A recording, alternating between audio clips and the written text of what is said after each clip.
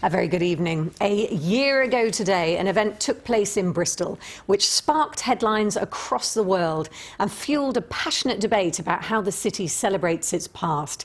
The statue of 17th century slave trader Edward Colston stood in the centre for 125 years.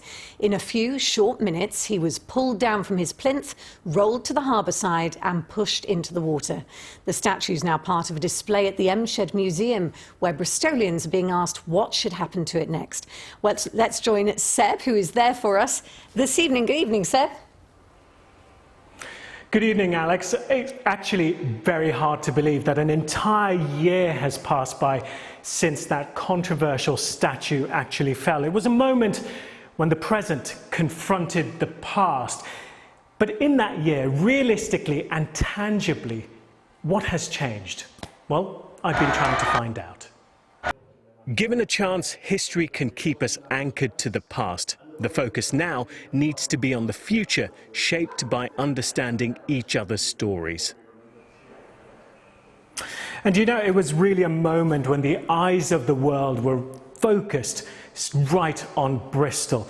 And now the We Are Bristol History Commission are hoping that more people will engage in a conversation to talk about that day last year and also talk about their concerns. Well, to discuss it further, I'm joined by Aisha Thomas, who's the Assistant Principal at the City Academy, and Dr. Joanna Burch-Brown from the University of Bristol, who is also the co-chair of the History Commission. Thank you very much for talking to us this evening. I want to ask you first, the History Commission wants people to engage in a relaxed conversation about the past and their concerns, but realistically, how likely is that, considering that some people have been branded as racist for not agreeing that their statue should have come down? I actually think that the year ahead is going to be an amazing time of reconnection across different communities, and I think we've really thought a lot about what structures can we create, what projects can we do that will really bring people together from different places.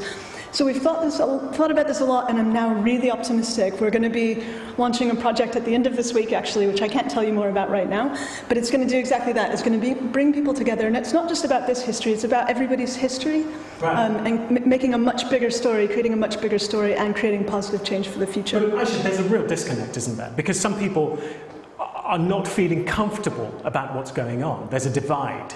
Absolutely, there's a lack of understanding and connection even with the subject matter. How do I talk about something that I've never been taught about? There are students in our schools today who didn't know who Colston was, don't understand the racial connect. You know, we have, for example, in our school, black Somalis, our biggest population. Their relationship with Windrush and slavery and enslavement is very different. Our teachers standing in the classroom were taught a certain narrative that they're there teaching. So we have to understand the perspectives that people are coming to when we are having this necessary conversation. So is this a mistake that the History Commission are making, let's say, to understand or think that people know about the history of their city?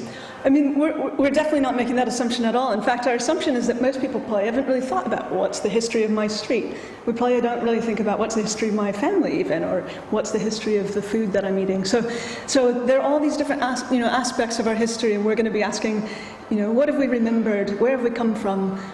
Where do we want to go? And linking those together, and really creating ways for everybody to get involved in that. And so I think it's just going to be a really big moment of learning. So how do you then connect the people who feel strongly that this statue should have come down, and people, let's say, in Hartcliffe who don't really care and don't know the history about it? It's about the conversation. There is such richness in connection, and we understand that the pandemic has meant we couldn't meet together and we couldn't break bread as we want to. But as the world is opening up again, we need to take those opportunities to have those difficult conversations, to lift the veil and meet people where they're at, get where their understanding comes from and help them to understand why those lived experiences are important and why different views of history has to be taken into the context. And we need to understand individual lived experiences, because that's how we move forward with the conversation.